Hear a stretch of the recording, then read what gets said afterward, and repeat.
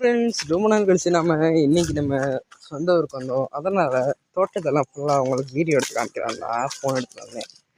இந்த பாருங்கள், செம்பருத்தி பூச்சிட்டு கைஸ், மல்லிகைப்பூ. வெறும் 37 சப்ஸ்கிரைபர்ஸ் தான் கைஸ். கொஞ்சம் சப்ஸ்கிரைப் பண்ணுங்கள், லைக் பண்ணுங்கள் முடிஞ்ச அளவு. பாருங்கள்,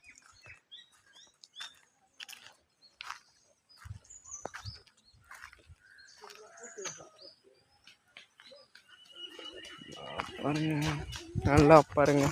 வாழை மரம், செவ்வாழை, பச்சை வாழை எல்லாம் இந்த மாதிரி நிறையா இருக்குது கைஸ். பாருங்க, வாழை கண்டு, லெமன் மரம் மாதிரி வர போது கிட்டத்தட்ட இப்போதான் பிஞ்சுலாம் காய்ச்சி விடுது. மாம்பரம் இந்த மாதிரி ஏகப்பட்டது இருக்குது கைஸ். 5 தென்னமரம் கைஸ். வாழைக்காலம் எல்லாம் பூத்துருக்கு. அதே மாதிரி இங்கிட்டு பார்த்தீங்கன்னா பப்பாளி மரமே இருக்குது. இங்கிட்டு பிஞ்செல்லாம் விட்டுருக்குங்களா. கொய்யா மரம், கொய்யா, சப்போட்டா, ஏகப்பட்ட மரம் இருக்குது. என்னென்ன மர வகைகள்லாம் இருக்கோ அது எல்லாமே எங்கள் வீட்டில் இருக்குங்க கைஸ்.